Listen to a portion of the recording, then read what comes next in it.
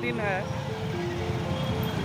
मैं उड़ीसा के झारसुगुड़ा जिला के तहत एक जगह है खिंडा। खिंडा जो है यहाँ के, जिनको कहा जाता है कि यहाँ के पिता ही कह लें, जिस तरह से माँ होती है, माँ समलेश्वरी यहाँ की देवी हैं, सभी के यहाँ पर पूजी जाती हैं। उसी तरह से अगर हम कहें तो वीर सुरेंद्र साय, जो कि यहाँ के बहुत पुराने, बहुत ही जाने माने स्वतंत्रता सेनानी रहे हैं, आज उनकी 216 यानी 216वां जन्मदिन है। मैं आपको दिखाना चाहूँगा कि मेरे पीछे कई सारे लोग थे। अभी मैं पीछे घूमता हूँ, देखेंगे कि यहाँ पर भी कई सारे लोग, यानी कहें सैकड़ों की तादाद में, या कहें कहीं ना कहीं से शायद आसपास 1000 के तादाद में लोग हैं। और इन सैकड़ों हजारों लोगों के बीच में एक अजीब सा मंजर देखने को मिल रहा है कि बड़ी ताज्जुब की बात है कि यहाँ पर 2 तरीके के लोग आपको देखने को मिलेंगे। एक वो जो वीर सुरेंद्र साय के जन्मदिन में एक रैली निकाल रहे हैं, जिनको कहा जाता है कि कोसल स्टेट, कोसल प्रदेश, या कुछ भी कहें, कोसलांचल, हीराखंड। ये बहुत बड़ी कंट्रोवर्सी है, इसके अंदर हम ना ही घुसे अभी तो अच्छी बात है। कोसल एक स्टेट की डिमांड हो रही है, एक नए राज्य की डिमांड हो रही है। पिछले तकरीबन कई सालों से, यानी अगर कहें तो आज़ादी के बाद से ही इसकी मांग हो रही है, सेपरेट स्टेट बनाया जाए।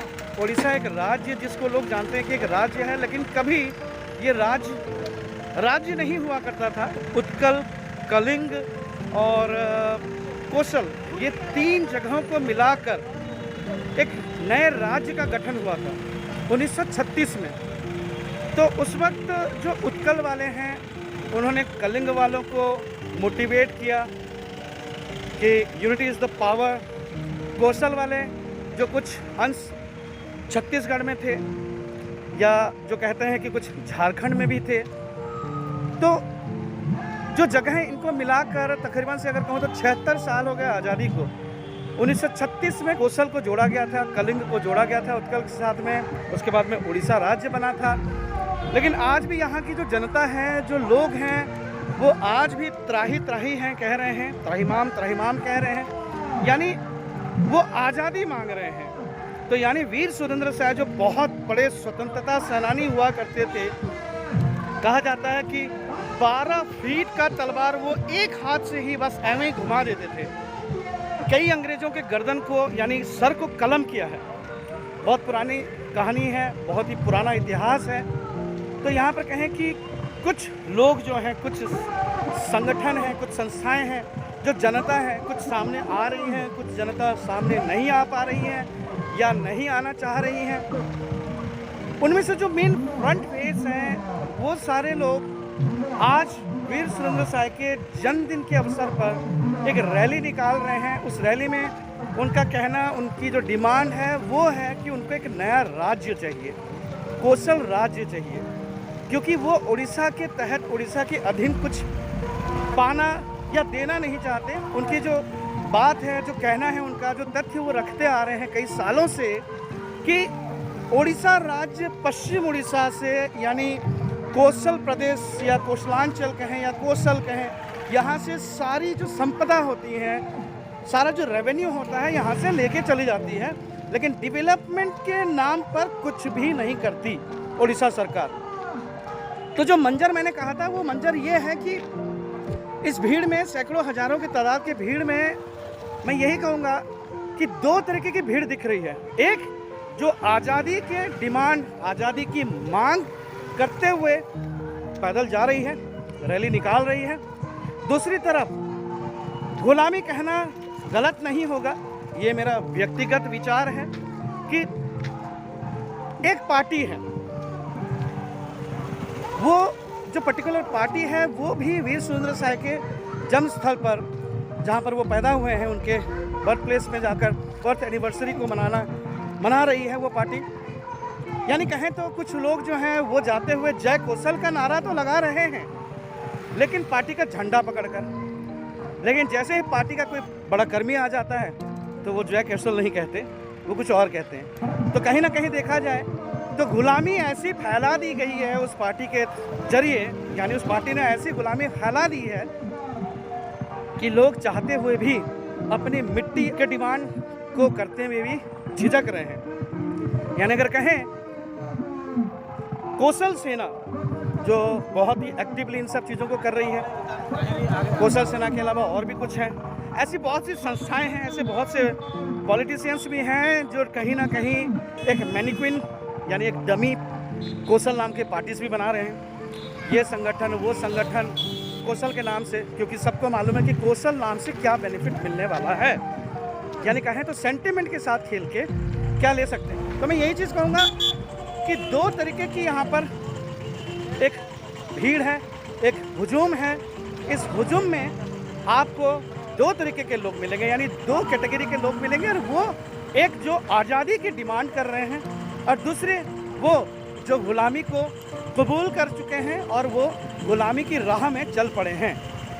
तो वहाँ पर देखा जाए कि यहाँ जो लोग डिमांड कर रहे हैं कि उनको आज़ादी मिलनी चाहिए, बड़ी अजीब सी बात है कि world's largest democratic country India, वहाँ लोग अपने हक के लिए आज भी ब्रिटिश रूल की तरह अपनी मांग कर रहे हैं, यानी अपने हक के लिए लड़ाई कर रहे हैं, अनशन में जा रहे हैं, आमरण अनशन में जा रहे हैं, बहुत कुछ कर रहे हैं। अभी एग्रेसिव नहीं हुए हैं, लेकिन कहना यह है कि जो ये लोग हैं, कौन हैं ये, क्यों डिमांड कर रहे हैं, क्यों सरकार नहीं सुन रही, जो जनता प्रतिनिधियां हैं, जो एमएलएज हैं, क्यों वो इस चीज़ को नहीं सोच रहे? क्या वो भूल रहे हैं कि आज नहीं तो कल, कल नहीं तो परसों जिस तरीके से भारत को आज़ादी मिली या दी गई, जिस तरह से और भी राज्य जैसे तेलंगाना बना, छत्तीसगढ़ बना, उत्तराखंड बना, झारखंड बना, उसी तरह से कहीं ये भी तो हो सकता है कि कल कौशल प्रदेश बन जाए। तो जो अभी एक्चुअली गुलामी को जिन्होंने चुन लिया है, जो किसी पर्टिकुलर पार्टी में जाकर गुलामी को चुना है, कल जिस दिन वो नया स्टेट बन जाएगा उनकी क्या हालत होगी, एक बार सोचा जाए। तो जिस तरह से ब्रिटिश रूल में आप देखेंगे कि हमारे इंडियंस ही ब्रिटिशर्स के अंडर ऑफिसर्स बने थे, उसी तरह से यहाँ पर भी आज़ादी के बाद भी गोरे अंग्रेज जो थे वो चले गए, काले अंग्रेज अभी उसे कंटिन्यू कर रहे हैं। काले अंग्रेज यानी हमारे ही लोग जो नेता बने हैं, नेता बनकर वो ब्रिटिश रूल ही चला रहे हैं। वही जो ऑफिसर यानी ऑफिस तंत्र जो होता है, यानी ब्यूरोक्रेसी कह लें या गवर्नमेंट एम्प्लॉय कह लें, उनके थ्रू मैनिपुलेट कर रहे हैं, ये यहाँ के लोगों का कहना है। यहाँ पर क्या ऑफिसर नहीं है जो कोस्टल बेल्ट यानी उड़ीसा से कौशल प्रदेश में बुलाकर लोगों की जिंदगी को दबाई जा रही है?